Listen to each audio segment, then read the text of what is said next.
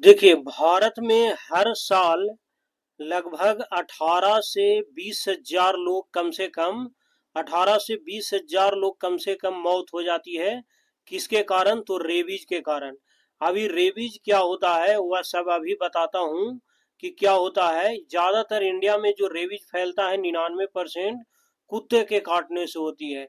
ये इंडिया में जो 20,000 रिपोर्ट जो बताया गया है वह WHO के मुताबिक है।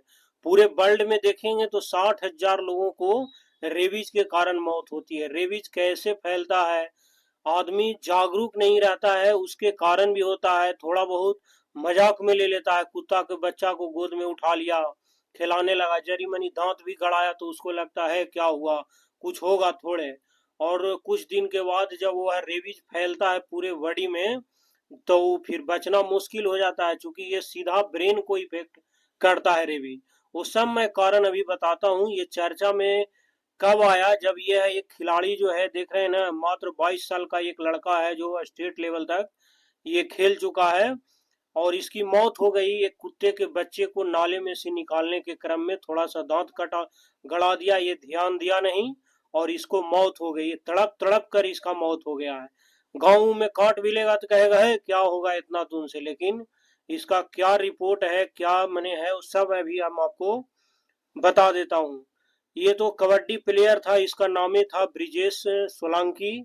इसका मैंने उत्तर प्रदेश का रहने वाला था। इसको तड़प तड़प की मौत हो गया रेबीज के कारण।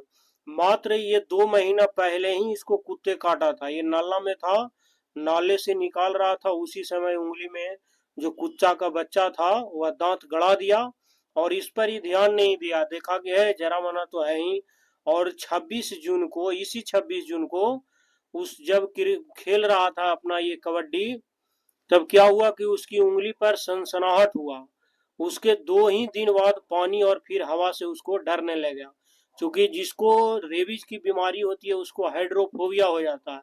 हाइड्रोफोबिया में पानी हो गया, हवा हो गया, रोशनी हो गया, ये सभी से आदमी को डर लगने लगता है। इसके बाद ये डॉक्टर के पास भी गया, लेकिन इसको मौत घोषित कर दिया। ये ब्रिजेश सोलंकी की मौत हुआ कैसे? तो वही बताया, कुत्ते की बच्चे जो काट लिया था उसके कारण हुआ इसको। अब रेबीज पूरे शरीर में फैल गया, इसको कोई ध्यान दिया नहीं, अंत में गया तो इसको डॉक्टर नहीं बचा पाया। इसको हाइड्रोफोबिया हो गया, यानी पानी से डर लगने लगा। तभी डॉक्टर को रेबीज का शक हुआ और सरकारी अस्पताल में ठीक इलाज नहीं मिला। उसके बाद ये एक नोएडा के प्राइवेट हॉस्पिटल में भी गया, वहां भी इसका हालत सुधारा नहीं, और फिर मथुरा के झाड़ फूक के चक्कर में पड़ा, फिर ऐसे भी इसकी मौत हो गई। क्योंकि इसका अभी सटीक इलाज पूरे वर्ल्ड में है नहीं, फैल जाएगा तब। जब काटे उसी समय इसका वैक्सीन ले लेना चाहिए। रेबीज क्या है, ये कैसे होता है? जो रेबीज होता है वह लीजा वायरस नाम के वायरस से होने वाला एक बीमारी है। इससे संक्रमित जो होता है ना वह जानवरों की लार से में पाया जाता है। WHO के मुताबिक जो है 99% मामले रेबीज का संक्रमण कुत्ते से होता है।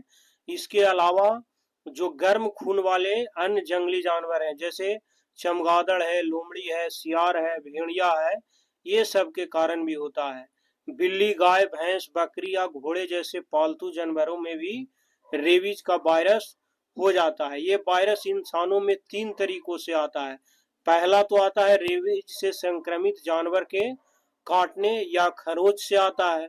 दूसरा आता है संक्रमित जो जानवर है उसकी लार के इंसानों के खुले घाव या मुंह, नाक, आंख की ऊपरी झिल्ली के संपर्क में आया, उसके कारण होता है।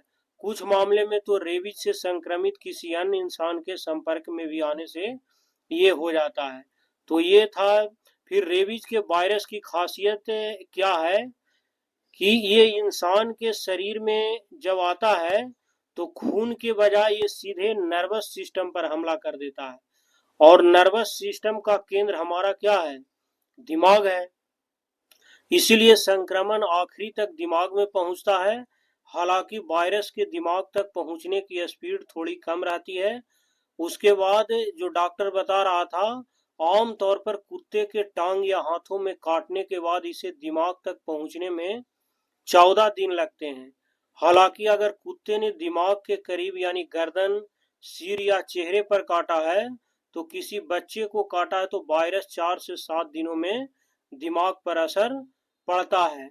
ये तो व्यक्ति के उसका जो कैपेसिटी कितना है उस पर भी डिपेंड करता है कि कितना आपका माने कि प्रतिरक्षा प्रणाली सिस्टम आपका स्ट्रांग है। रेबीज होने पर क्या लक्षण दिखाई देती है? इसमें जो लक्षण है 2 कैटेगरी में आप बांट सकते हैं। जो शुरुआती लक्षण है वह क्या होता है, रेबीज का वायरस शरीर में दाखिल होने पर कुछ दिन के बाद बुखार लगेगा, थकान, घाव की जगह पर जलन, सनसनाहट, खुजली वगैरह ये सब होने लगती है।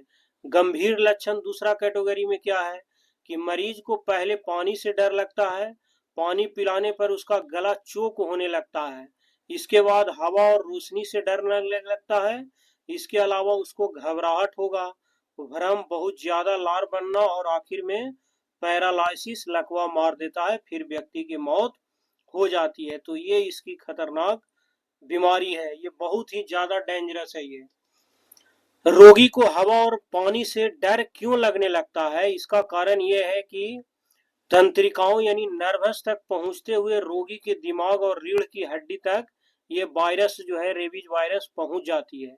इसकी वजह से व्यक्ति के व्यवहार और बाकी कामों में कंट्रोल करने वाले दिमाग के कई हिस्सों जैसे सेरेब्रल कॉर्टेक्स और ब्रेन स्टेम में सूजन आ जाती है और व्यक्ति असामान्य यानी पागलों जैसा व्यवहार करता है।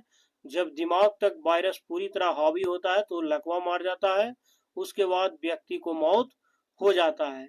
तो ये क्या क्या लक्षण आने के बाद रेबीज का इलाज क्या मुमकिन है? आने नहीं, इसका कोई इलाज नहीं है। डॉक्टर ये बता रहे हैं कि जब ये लक्षण पूरा फैल जाएगा तो नहीं बचता है, ये 100% मामले में मौत की वजह बनता है।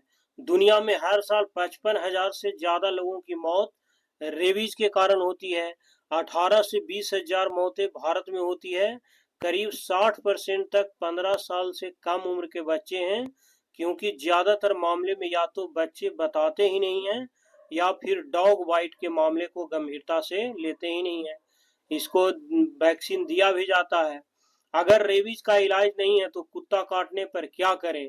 सबसे पहले तो आप इसका तुरंत जाइए डॉक्टर के पास, और उससे पहले यदि थोड़ा सा समय मिल रहा है, ज्यादा दूर है, तो 15-20 मिनट तक बहते जल या पानी के नल के पानी के साथ लगातार धोइए उसको। घाव पर एंटीसेप्टिक नहीं लगाना चाहिए, घाव को खुला रखें। अगर घाव बड़ा है तो डॉक्टर इस पर टांके लगा सकते हैं। जितनी जल्दी हो सके टिटनेस का टीका लगवाइए और रेबीज की वैक्सीन का कोर्स शुरू करें। कोई घरेलू नुस्खों जैसे घाव को जलाना या मिर्च, पेट्रोल या मिट्टी के तेल वगैरह से सफाई न करें, ये नहीं तो इसमें ज्यादा दिक्कत होता है। क्या काटने पर खून नहीं निकला तो भी रेबीज की वैक्सीन लेनी चाहिए? हाँ, लीजिए। कुत्ते को छूना या चाटना ये तो ठीक है कि इससे ज्यादा ना होता है, खरोच आ गया तो भी वैक्सीन लीजिए, काट ले तो भी वैक्सीन लीजिए। रेबीज की वैक्सीन कुत्ता काटने से पहले क्यों नहीं दिया जाता है? आमतौर पर यह है कि इन्फ्लुएंजा की वैक्सीन संक्रमण से पहले ही दे दी जाती है, जबकि रेबीज या एचआईवी के संक्रमण की आशंका के बाद ही वैक्सीन की थेरेपी शुरू हो जाती है। इसे पीईपी यानी पोस्ट एक्सपोजर प्रोफिलॉक्सिस कहते हैं। रेबीज का इन्फेक्शन आम नहीं है, जबकि इन्फ्लुएंजा या दूसरे फ्लू हवा के जरिए भी फैलता और बेहद आम है, इसलिए बचपन से ही बच्चों की इसकी डोज लगानी हो जाती है। अब ये है रेबीज का वैक्सीन कब कब लिया जाता है, ये सब तो डॉक्टर बताता ही है। बाकी क्या पालतू कुत्ते के काटने पर रेबीज की वैक्सीन एकदम लगवाइए। कोई कोई घर में कुत्ता पालता है, उसको मजाक मजाक में भी काट ले या जैसे भी वो कहेगा हम इसका डोज दे रखे हैं, तो भी आप जाके जरूर लीजिए। ये सब वही है कि कुत्ता को कैसे बचें, ये सब सब पता है। ये कोई कुत्ता को वैक्सीन लगा है तो भी डॉक्टर के पास जाइए और जाकर वैक्सीन जरूर लीजिए, क्योंकि भारत में जितनी सड़क दुर्घटना न हो रही है उससे ज्यादा कुत्ते के काटने से मौत हो रही है आसपास। इसीलिए सतर्क रहें, सजग रहें। क्योंकि ये खिलाड़ी था और बेवजह इसकी एक मात्र छोटे कुत्ते को बचाने के चक्कर में इसका मौत हो गया। मात्र 20 साल का ये लड़का था।